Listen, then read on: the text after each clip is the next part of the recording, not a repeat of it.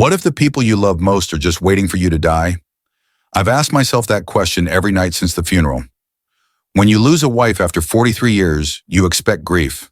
You expect silence. But you don't expect betrayal wearing the face of family. My name is Richard Hayes, and this is not just a family drama. It's a revenge story built on silence, dignity, and the cost of misplaced trust. The morning after the burial, the house still smelled like lilies and antiseptic. Every clock ticked too loudly. The air was heavy, the kind that presses on your chest when the world feels a size too small. Eleanor Hayes, my wife, my anchor, my reason, was gone. I thought I understood loneliness, but real loneliness begins when condolences fade and the phone stops ringing. In that quiet, I started to hear the truth, the sound of a life reduced to background noise in someone else's ambition. Olivia, my daughter, and her husband Daniel came to check on me. They smiled too perfectly the way realtors do when they already know the offer will hurt. Their voices were soft, their hands gentle, but their eyes kept scanning the walls, the art, the silver frame on the mantel. They spoke of comfort, of safety, of moving me to a peaceful place. Silverwood residence, they called it, like luxury wrapped around a cage. Something inside me twisted. Eleanor's voice echoed in memory. Love without respect isn't love. I kept my expression calm, polite the way I always had during tense board meetings at NovaCore Systems. But inside a question burned. Why did they look at my home as if it were already theirs? That night I sat alone with a glass of bourbon, the city lights of Austin blinking through the blinds like restless eyes. The world outside moved on, but inside that dim apartment, something changed. Grief shifted into awareness. Awareness hardened into resolve, and resolve, quiet, unspoken, became the seed of revenge. This is a story about power of silence, about elder justice, about what happens when kindness is mistaken for weakness. It's about the thin line between family and fraud, between inheritance and exploitation. It's about the moment a father realizes that the real threat isn't death, it's betrayal that breathes. They thought I was finished. They called me dead weight. But in business, I'd learned one unbreakable law. Dead weight can still move mountains if you know where to push. So if you've ever trusted the wrong people, if you've ever been underestimated, stay with me. Because this isn't the story of an old man fading away. It's the story of how one man turned heartbreak into strategy, silence into power, and betrayal into justice. Welcome to Deadweight, a true American family drama, where respect becomes the final revenge. What hurts the most isn't what they said, it's how calmly they said it. 2 days after Eleanor's funeral, I found myself sitting across from my daughter and son-in-law in my own living room. The house still smelled faintly of her lavender lotion. Her reading glasses were still resting on the armchair she'd claimed for years. Olivia had brought a casserole and a soft smile. Daniel had brought a leather folder. When I saw that folder, I knew this wasn't about comfort. It was about control. They started with sympathy, rehearsed like lines from a bad play. "Dad, we just want what's best for you." Daniel placed a hand on my shoulder, his wedding ring catching the light like a warning signal. "You shouldn't be alone in this big place. You've worked hard all your life. It's time to relax."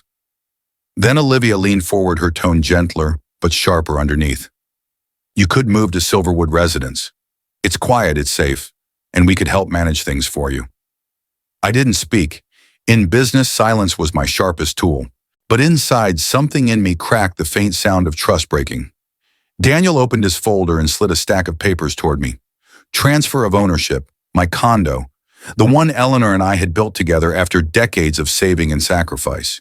He even used the phrase streamline the inheritance process. Then Olivia said it, 3 words that felt like a knife. "You're dead weight now." She said it casually, as if it were a fact, not cruelty. Her voice didn't shake. That was the part that froze me, the steadiness. I realized in that moment my daughter wasn't here to help me grieve. She was here to erase me quietly.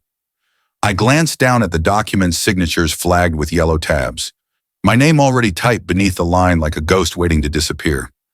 I could hear Eleanor's voice again. "Richard, never let anyone mistake your love for stupidity. They expected a reaction, anger, tears, something to confirm their power."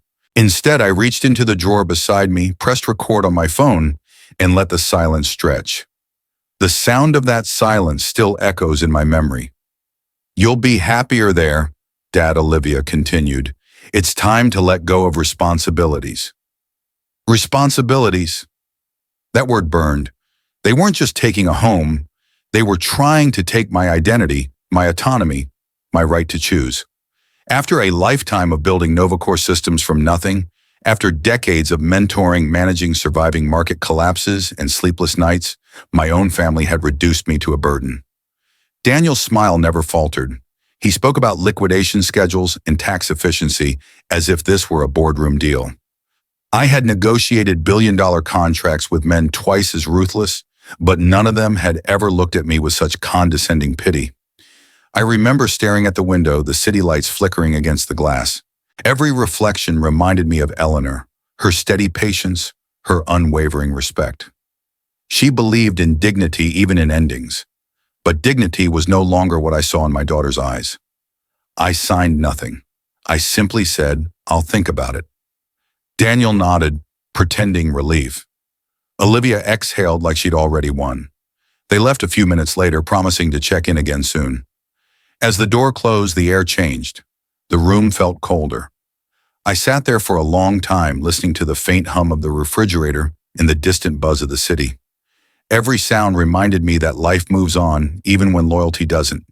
That night I replayed the recording. Their voices were calm, precise, entitled. There was no malice, just convenience. That's what made it worse. Evil rarely screams. It whispers in polite tones. I didn't sleep. I poured another bourbon, walked through the apartment, touching every object that still held Eleanor's energy. The framed photo from our trip to Maine, her notebook filled with half-written recipes, her silk scarf folded on the chair. Each one reminded me what love built and what greed was trying to dismantle. I realized then, this wasn't just betrayal. It was strategy. They had planned this. The timing after the funeral before the estate settlement was perfect. They thought grief would make me compliant. They thought age would make me weak. But I've spent my life studying human behavior. People always reveal themselves when money enters the conversation. And when they do, silence becomes your greatest ally. So I called my lawyer, Victoria Langford, the one person who had stood by me through every merger, every crisis. I didn't tell her everything yet, just enough for her to hear the shift in my voice. She knew that tone, the tone of a man preparing for a different kind of war.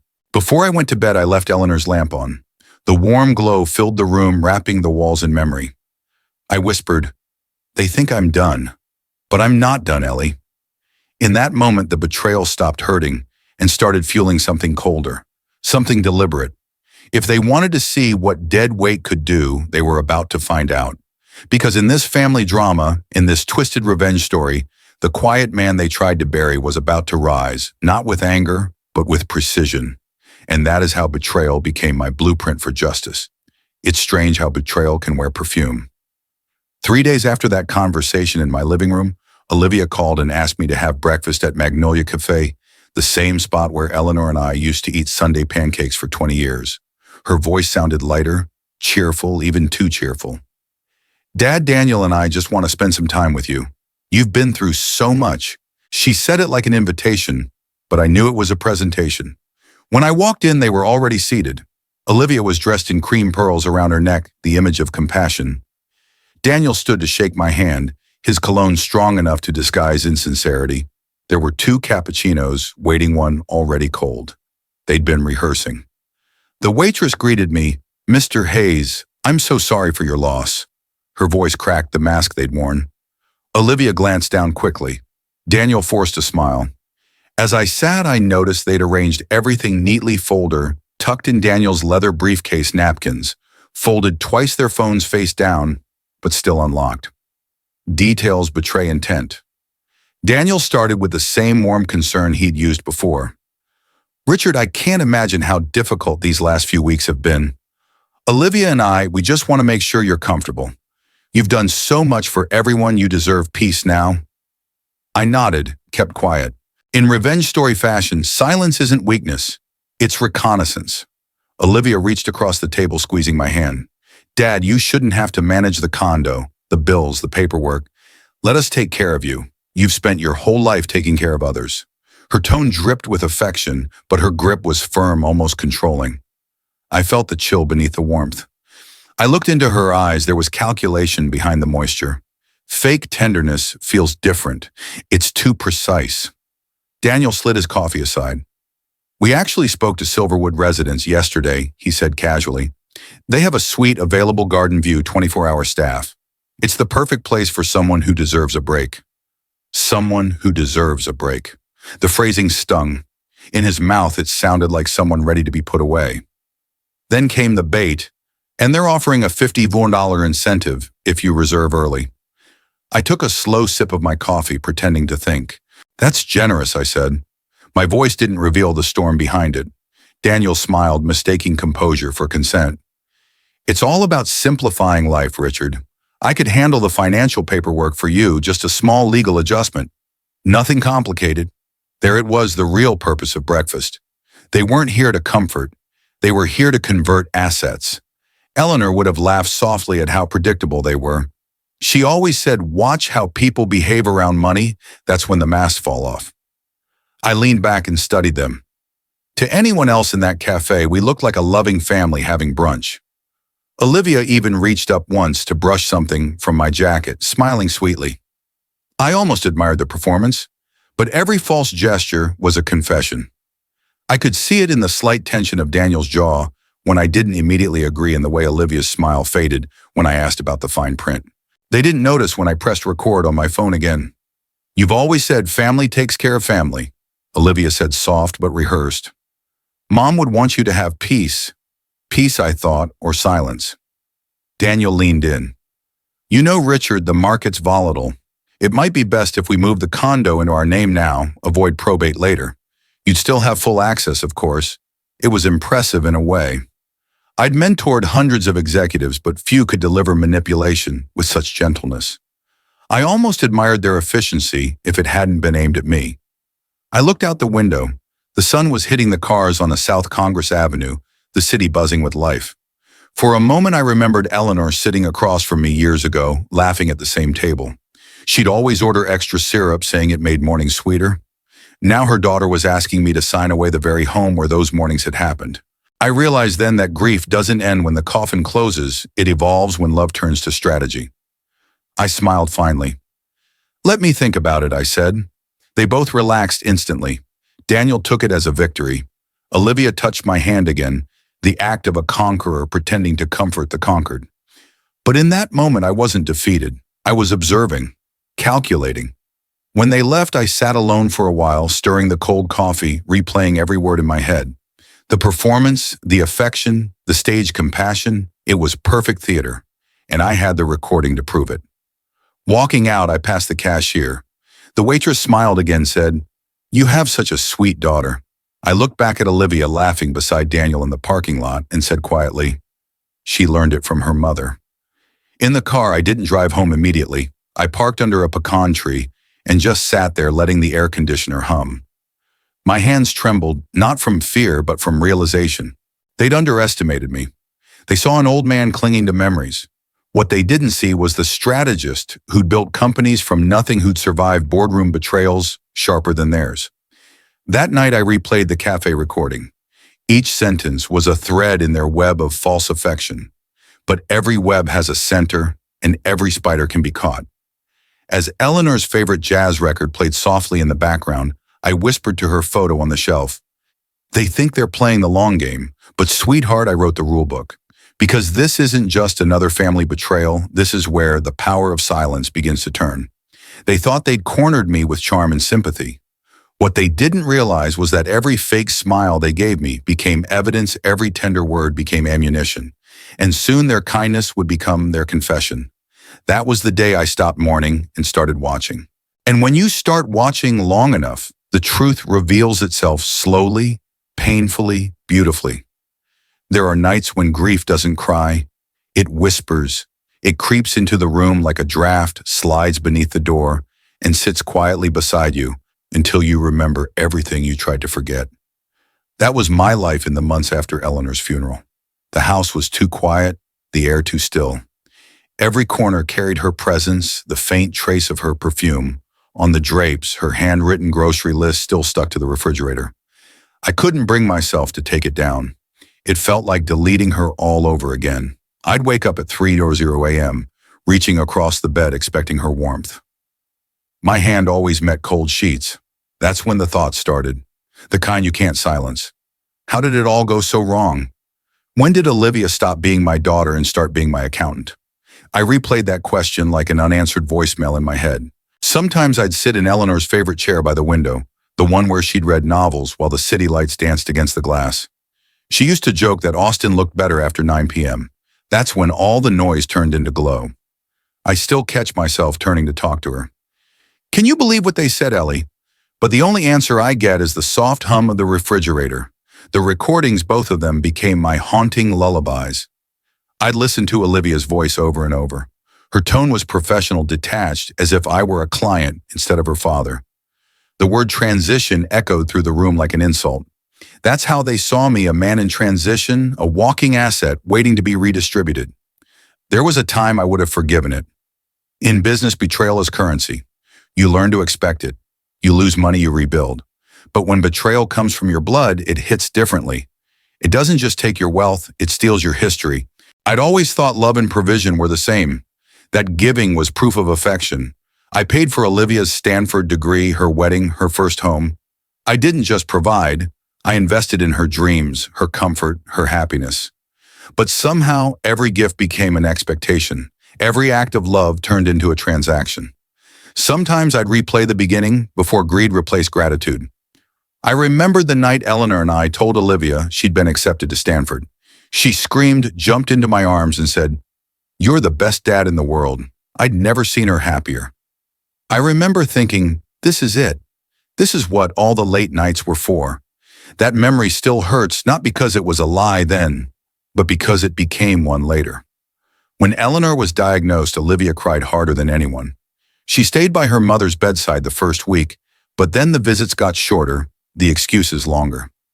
Daniel was busy with work. Olivia had too many projects. Eleanor never complained, but I could see it in her eyes, the disappointment. "She's young," she told me. "She'll come back when she's ready," but she didn't.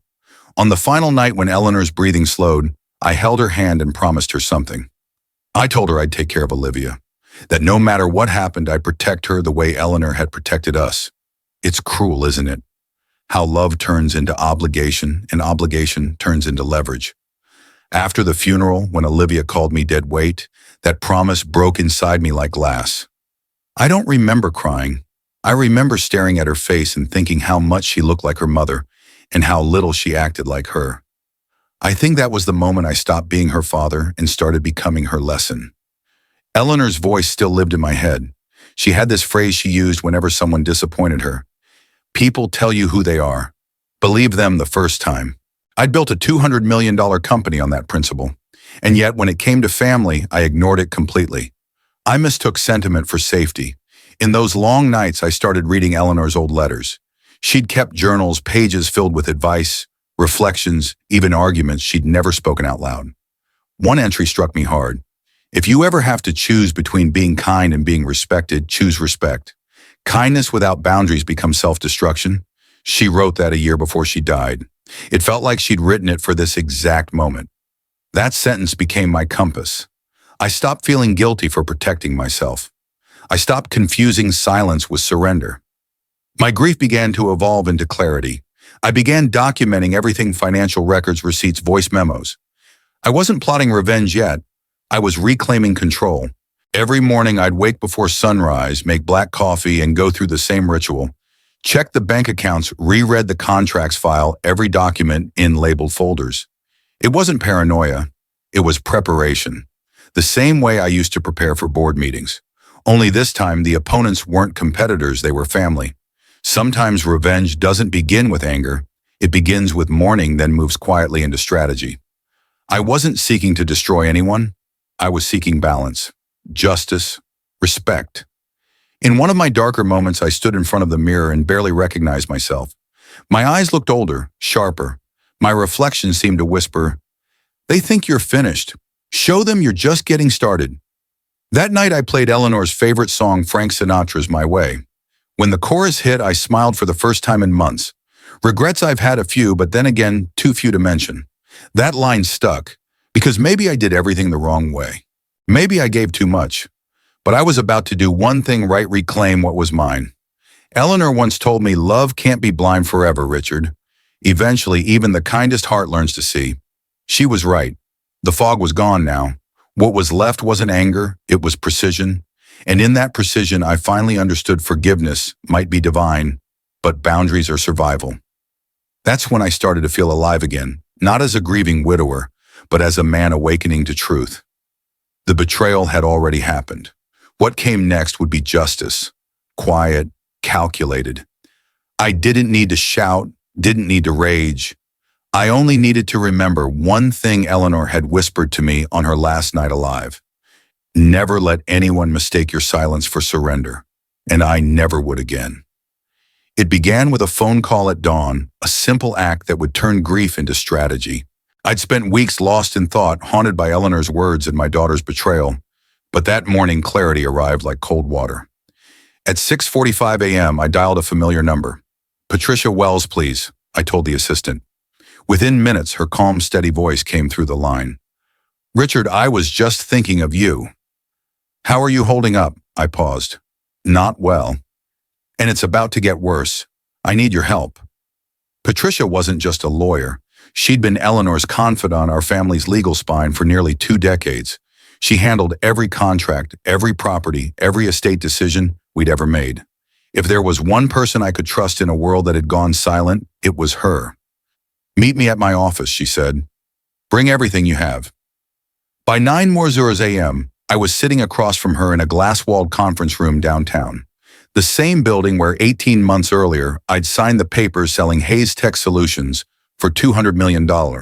I remembered the cameras, the handshake, the champagne Eleanor had refused because she was already too sick to drink. Now those memories felt hollow, like someone else's success story. Patricia adjusted her glasses and scanned the documents I'd laid out, the deed transfer draft, the assisted living agreement, the transition paperwork Daniel had prepared. I'd saved every text, every email, every recorded word. The further she read, the tighter her jaw clenched. Finally, she looked up. "This," she said, tapping the papers, "is financial elder abuse. Classic case. Emotional coercion disguised as family concern." Her words landed like a verdict. Elder abuse. My own daughter. I leaned back in my chair, feeling the sting of humiliation rise like heat. "Can they actually force me into a competency evaluation?" I asked. Patricia sighed. "They can try, but it won't work. You just sold a multi-million-dollar company. Your medical and financial records show no decline in judgment, but the process is designed to scare you, intimidate you into signing." I nodded slowly. "Then let's scare them back." For the next hour, we strategized. Patricia laid out my options with surgical precision: file for harassment freeze, all property transfers, review every joint account. But none of it felt like enough. I didn't want protection, I wanted education. I wanted Olivia and Daniel to understand the gravity of what they'd done. That's when I asked the question that changed everything: who owns Meridian Tower? Patricia frowned. "Why? That's where they live. The loft I gave them as a wedding gift. I need to know who really holds the building." She opened her laptop and began searching public records. I watched as the color in her face shifted from curiosity to surprise. "Meridian Tower LLC," she murmured. "Registered in 2019 under a holding company, Austin Commercial Bank. Loan occupancy rate, 47%. Half empty. My daughter's home was part of a failing real estate project." "Who's behind it?" I asked. "Developer named Martin Kowalski," she said. "Had a bankruptcy scandal last year. Defaulted on several loans, probably desperate for cash." I felt something cold and sharp form inside me, a familiar instinct, the same one I'd relied on to close impossible deals. "If he's desperate," I said, "he'll sell." Patricia looked at me carefully. "Richard, you're grieving. This isn't the time for big moves." I met her gaze. "It's exactly the time. I'm not doing this out of anger. I'm doing it to teach them that love without respect has consequences." She hesitated, then sighed. "At current rates, you could buy the whole building for under $4 million in cash. If we move fast, you could close in 10 days. I smiled for the first time in weeks. "Do it." Over the next 7 days, Patricia orchestrated the purchase like a military operation. I created a new company, Austin Holdings LLC, to mask my involvement. We used private banking channels, expedited due diligence, and negotiated directly with Kowalski's lawyers. Every hour, new documents arrived for my signature.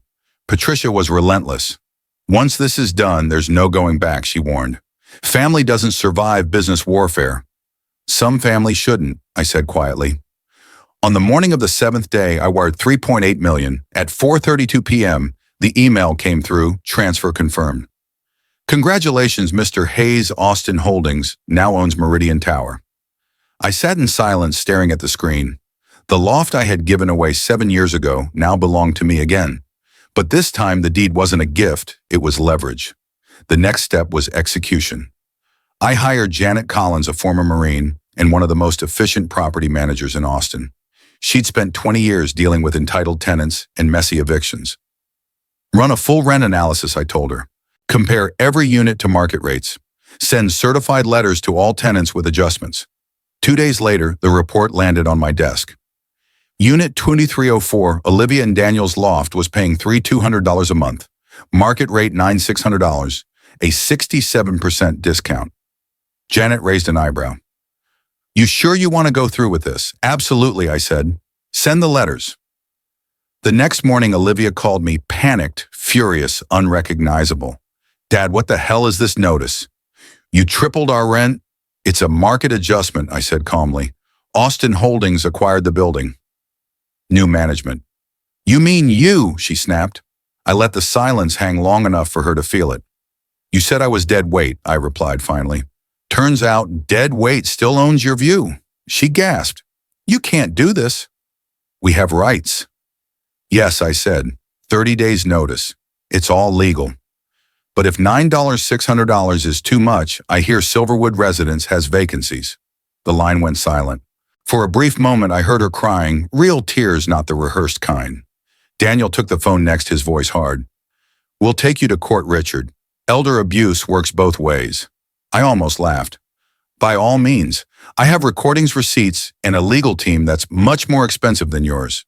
They hung up. When the call ended, I leaned back in my chair. For the first time in months, I felt something powerful. Not anger, not grief, but control. Calculated peace. That evening, as I watched the sunset from my balcony, I whispered to Eleanor's photo, You were right. People show you who they are. I just showed them who I still am. The plan was working. The investigation was done. Now came the reckoning. Because this wasn't revenge for revenge's sake. It was restitution, truth delivered in the language they understood, best consequence.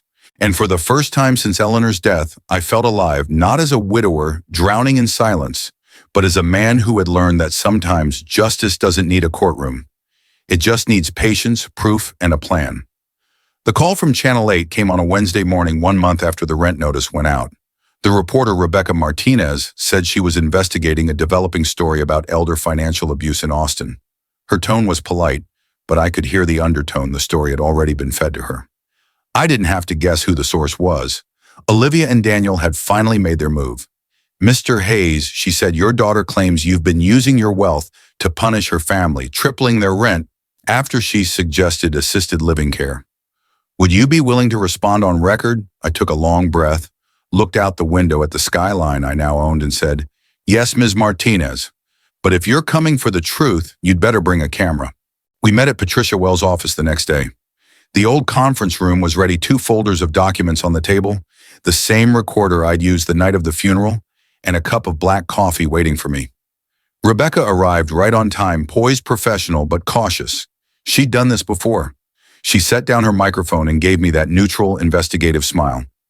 Mr. Hayes, I want to make sure you understand this interview will be filmed and your daughter will have a chance to respond. I wouldn't have it any other way, I said. When the camera light flicked red, she began. Your daughter alleges you're retaliating against her family, that this is a case of control, not business. I slid the first folder across the table. Then let's start with evidence. Inside was the 47-minute recording from the night of Eleanor's funeral, the one where Olivia called me dead weight and demanded I sign over my home. Rebecca pressed play. The room filled with the cold, calm voices of my own blood discussing paperwork, probate, and market opportunity. She listened in silence for 10 minutes. The expression on her face changed gradually from skepticism to shock, then to something that looked a lot like anger. "This was 3 hours after your wife's burial," she asked quietly. "Yes," I said. While the flowers were still fresh on her grave, Patricia added, "We've authenticated the recording. It's admissible in court and backed by digital timestamps." Rebecca blinked, then exhaled slowly. "May I see the rest?" The second folder contained bank statements, tuition records, property deeds, and detailed lists of every expense I'd ever paid for Olivia. College tuition, $468,000. Wedding and honeymoon, $127,000. Property taxes I paid on the loft she lived in rent-free for 7 years, $224,000. Below market subsidy, $312,000. Total investment over $1.2 million. In return, I was told I was an inconvenience. The journalist's pen stopped moving. "That's extensive." "It's love quantified," I said, "and love abused." She sat back. "Your daughter says she was concerned about your mental health." I slid the third folder toward her medical records, confirming my cognitive evaluations from 6 months prior. "I'm 68 years old, Ms. Martinez. My memory is sharper than the day I started my company. The only thing wrong with my mind is that it remembers too much." She gave a small nod, the kind that signals understanding even when professionalism demands restraint. "Mr. Hayes," she said finally, "I think the public deserves to hear this." The piece aired on Friday night primetime. They called it "When Love Becomes Leverage." The footage alternated between my interview and snippets of the recording. The closing line was Rebecca's voiceover. "In a city full of wealth and ambition, sometimes the real fight isn't for money, it's for respect." By Saturday morning, social media exploded. Olivia's original post, "Greedy landlord destroys his family," was flooded with comments. "Wait, your greedy landlord is your dad. He paid your tuition, and you tried to steal his home. God bless that man for standing up for himself." By noon, her yoga studio suspended her. By evening, Daniel's firm issued a statement calling his conduct a personal matter incompatible with company values. The internet had chosen its side, but the story didn't end online. Olivia and Daniel, now cornered, filed a public complaint with the Austin Tenants Council accusing me of discriminatory rent practices targeting vulnerable families. The city scheduled a hearing. Patricia called me the next morning. "They're going for optics now. They think if they frame it as generational abuse, they'll win sympathy." "Then let's give them optics," I said. The council chamber was packed the day of the hearing, journalists, neighbors, former employees, even Eleanor's old book club friends. The air buzzed with curiosity. I watched Olivia and Daniel sit in the front row, looking fragile, rehearsed, and terrified. Councilwoman Janet Rodriguez called the room to order. "We are here to discuss the complaint filed by Olivia Hayes Clark and Daniel Clark against Austin Holdings, LLC. Patricia nudged me. "Your turn." I stood, walked to the podium, and looked around the room. "Thank you, Councilwoman. Before I begin, I'd like to remind everyone that this isn't about housing. It's about betrayal disguised as compassion." A murmur ran through the crowd. I pressed play on the projector. The same 10-minute recording echoed through the hall. Olivia's soft tone, Daniel's condescension, the words, "You're dead weight now, Dad." Gasps filled the room. Olivia's face went pale. "This," I said, "is what love sounded like 3 hours after my wife's funeral." Daniel leapt up. "That's taken out of context." I didn't look at him. "Context," I said. "The context is $1.2 million in unconditional love, and the attempt to erase it." I handed the council the full financial audit. For 7 years, they paid $3,200 a month for a property worth $9,600. I paid the taxes another $32,000 a year.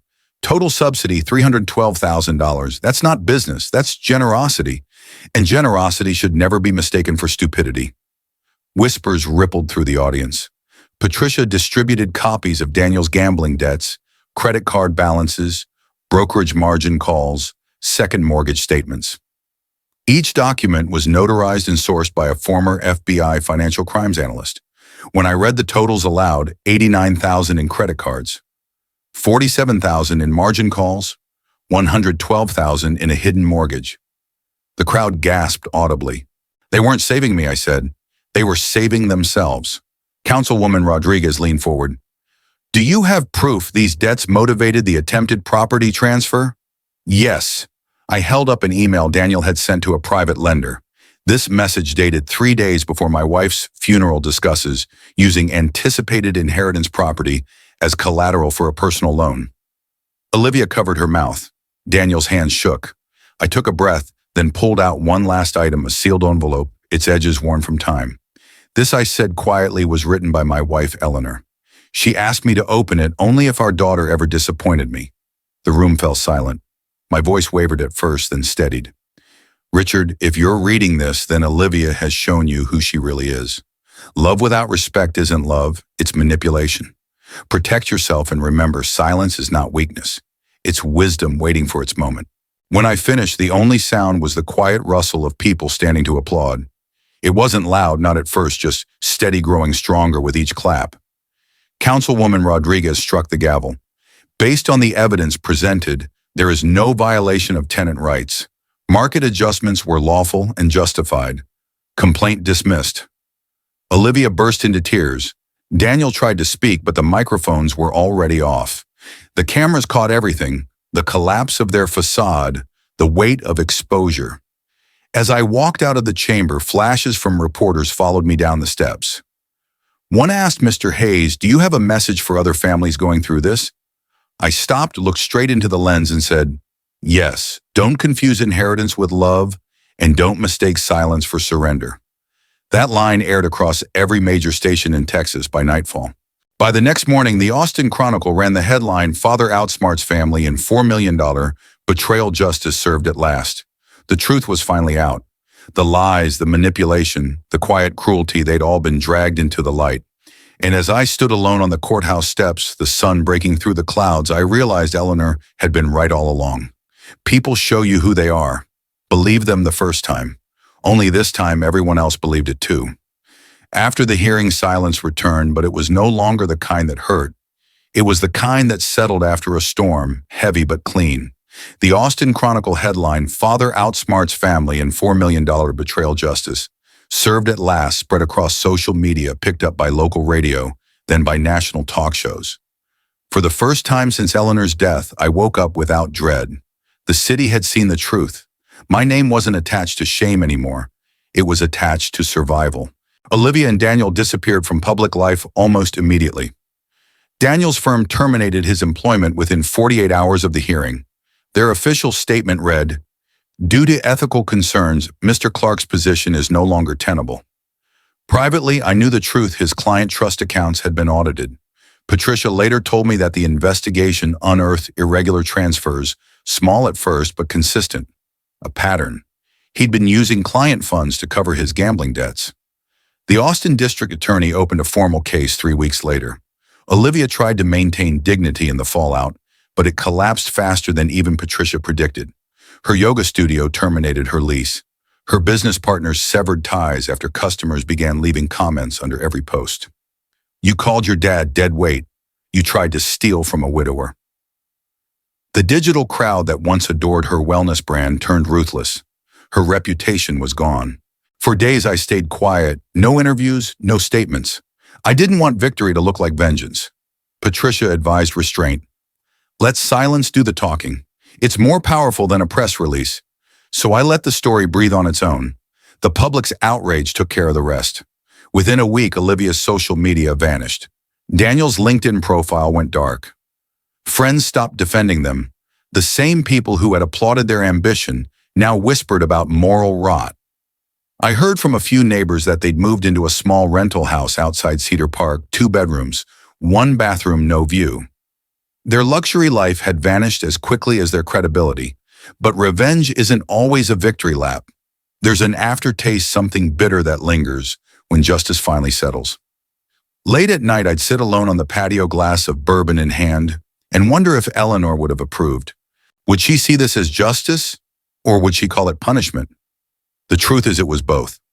The first major consequence came when Daniel's financial records went public as part of the court filings. The numbers painted a devastating portrait: $89,000 in credit card debt, $47,000 in margin calls, and an undisclosed second mortgage of $112,000. The news outlets called it a classic case of financial desperation disguised as family loyalty. I didn't need the headlines I already knew. What I didn't expect was how fast their social circle disintegrated. The people who once called them for investment advice, dinner parties, or yoga retreats now crossed the street to avoid them. Then came the real blow, the bankruptcy filing. Patricia forwarded me the documents the morning it was processed. Daniel and Olivia listed total liabilities of $312,000 in zero assets. The loft, the same one I'd once gifted them, had been sold under my company's name. Their attorney tried to fight for equitable compensation, but Patricia shut it down in a single meeting. "You cannot profit from fraud," she told them flatly. Still, I didn't take joy in their ruin. Watching your child fall, even when she deserves it, feels like watching your reflection crack. I kept telling myself this wasn't about revenge, it was about balance. But late at night, balance feels lonely.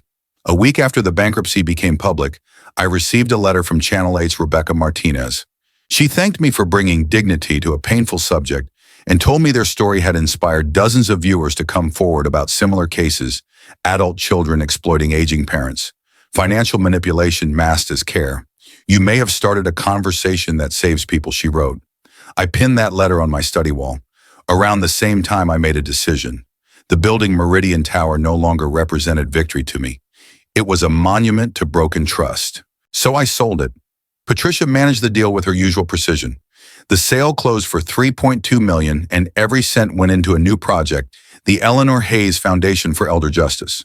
The foundation provided legal aid for seniors facing financial abuse, fraud, or family exploitation. Within 3 months, we funded 24 cases, reunited assets worth nearly $500,000, and protected dozens of people who'd once believed, as I had, that love would protect them. We printed the foundation's motto on every brochure. "Love without respect isn't love." Eleanor's words immortalized in ink. Meanwhile, Daniel's trial moved forward. His plea deal spared him prison, but left his professional license revoked. He now works part-time at a small logistics firm far from finance. Olivia and I heard through Patricia began attending counseling for depression and guilt. Part of me hoped it was sincere. 6 months passed quietly. I moved out of the penthouse and into a modest home in Westlake, 2 bedrooms, garden view, just enough space for a man learning to live again. The mornings were peaceful. I'd sit on the porch, coffee in hand, listening to the birds Eleanor used to feed. Sometimes I thought about the life we'd planned, the cabin in Colorado, the trips we never took, but those dreams didn't ache anymore. They rested. Then one evening in early spring, the doorbell rang. When I opened it, Olivia stood there. Her hair was tied back, her clothes simple, her face bare of the practiced smile she used to wear. "Dad," she whispered, "can I come in?" We sat at the small kitchen table, the same one I'd bought decades ago, when Eleanor insisted on something that feels like home. For a long while, Olivia said nothing. Then in a voice that trembled like someone learning to speak again, she said, "I lost everything. The house, Daniel, the friends, but the worst thing I lost was you." I didn't answer immediately. I poured 2 cups of coffee, black, Eleanor's way. "You didn't lose me, Olivia," I said quietly. "You just walked too far in the wrong direction." Tears fell silently. "I'm sorry. Not for what happened after, but for what I said at Mom's funeral. I can't take that back." "No," I said, "you can't. But you can do better moving forward." We talked for hours about her mother, about mistakes, about starting over. She didn't ask for money. She didn't ask for help. Just forgiveness. When she left that night, she turned at the door. "You know," she said, "Mom was right. Love without respect isn't love." I nodded. "And respect," I said, "sometimes has to be taught the hard way." As the door closed, I realized something Eleanor had been trying to tell me all along. Justice isn't revenge when it leads to redemption. Now, when people ask about what happened, I tell them this. I didn't destroy my daughter. I destroyed her illusions. The rest she rebuilt herself. And every donation letter the foundation receives begins the same way. Because silence isn't weakness, it's power waiting to be used. It took 6 months before Olivia reached out again, but this time it wasn't with a phone call or an apology, it was with an envelope. Handwritten, no return address, postmarked from Cedar Park. Inside was a folded card with a watercolor design of blue irises, Eleanor's favorite flowers. The message inside was short, thinking of Mom today. I'm grateful for everything she taught me and for the father who finally made me understand her lessons. There was no signature, just a simple O. I stared at the card for a long time, reading it again and again until the words blurred. It wasn't a full reconciliation. It wasn't forgiveness wrapped in sentiment. It was something smaller, fragile, hesitant, real. Sometimes the first sign of healing isn't a hug. It's a quiet acknowledgement that you've been seen. I placed the card next to Eleanor's framed photo on my desk beside the foundation's letterhead. That morning, I had 3 meetings scheduled with new clients for the Eleanor Hayes Foundation for Elder Justice, the organization that had grown faster than I ever imagined. In just half a year, we'd recovered nearly $2.4 million in stolen or coerced assets from families across Texas. We'd worked with the Attorney General's office, partnered with law schools, and launched a hotline for victims of financial manipulation. Every time a new case came in, a widow tricked by her son-in-law, a veteran scammed by his niece, I thought of Eleanor's last letter. Love without respect isn't love. Those words had become the foundation's mission statement, printed at the bottom of every report and plaque. One afternoon, a woman in her 70s came into the office clutching a worn folder. Her name was Caroline Mitchell. Her grandson had stolen her pension savings under the guise of digital investments. She sat across from me and said, "I saw your story on TV, Mr. Hayes. I thought if you could stand up to your own blood, maybe I can too." That moment broke something open in me. The whole reason I'd survived, why I'd fought so hard, was so people like her didn't have to. "You're not alone anymore," I told her. "We'll handle this together." Every victory we won for others became a step toward peace for myself. The act of helping strangers rebuild their dignity somehow began rebuilding mine. Grief no longer felt like a wound, it had become a compass. Yet even as the foundation flourished, part of me still wrestled with the silence between Olivia and me. Forgiveness, I'd learned, doesn't erase distance. It just makes it livable. She hadn't visited again since that night in my kitchen. But every few weeks, another card arrived, always handwritten, always unsigned, always gentle. One simply said, "I passed Silverwood Residence today. I finally understand how wrong we were." Another came on Eleanor's birthday. "Mom's favorite song played on the radio this morning. I cried for the first time without shame." Those letters became our form of dialogue, a conversation without confrontation. We were rebuilding trust through paper, through restraint. There was something poetic about it, 2 people once bound by money, now communicating through the currency of humility. Patricia noticed the change in me. One morning after a board meeting, she said, "You look lighter, Richard. You're not angry anymore." "I'm not," I said, smiling faintly, "just grateful." For what she asked.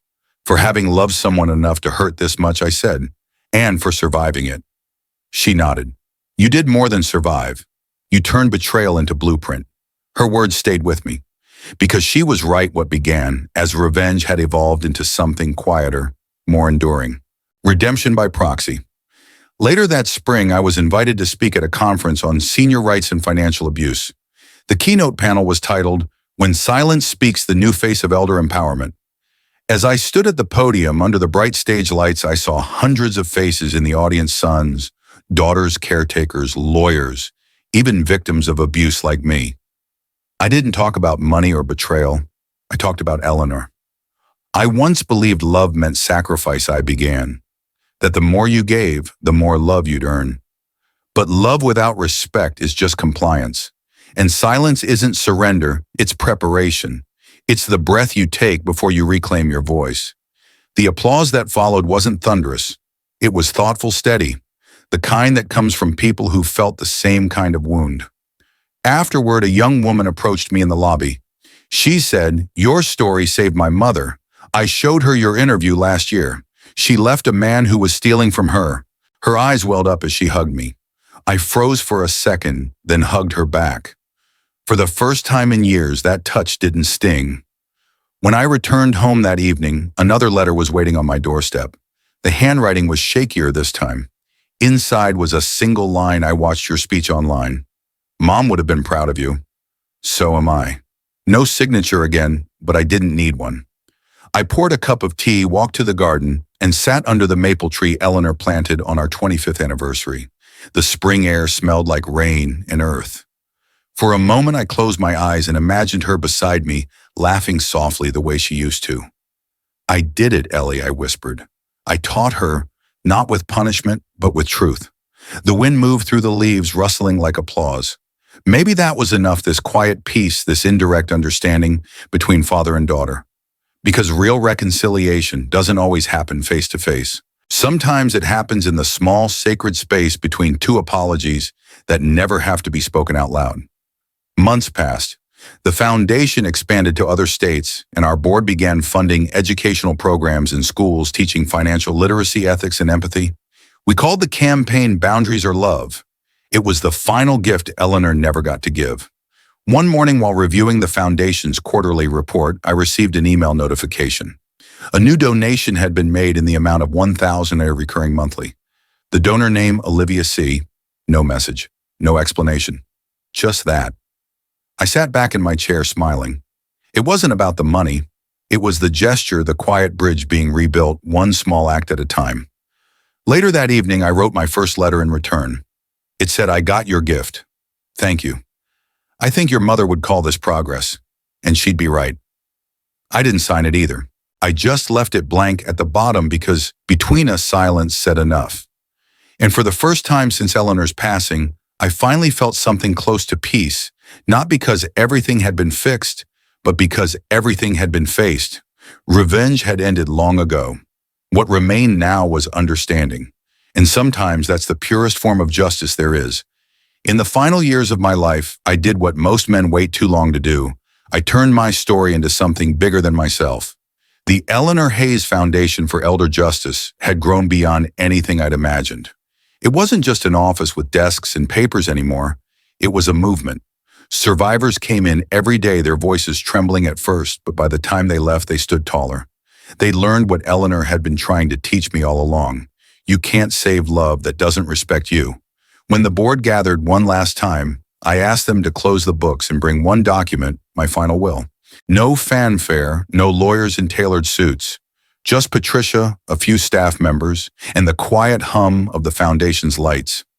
"I'm not leaving a legacy of wealth," I said, sliding the folder forward. "I'm leaving a legacy of boundaries."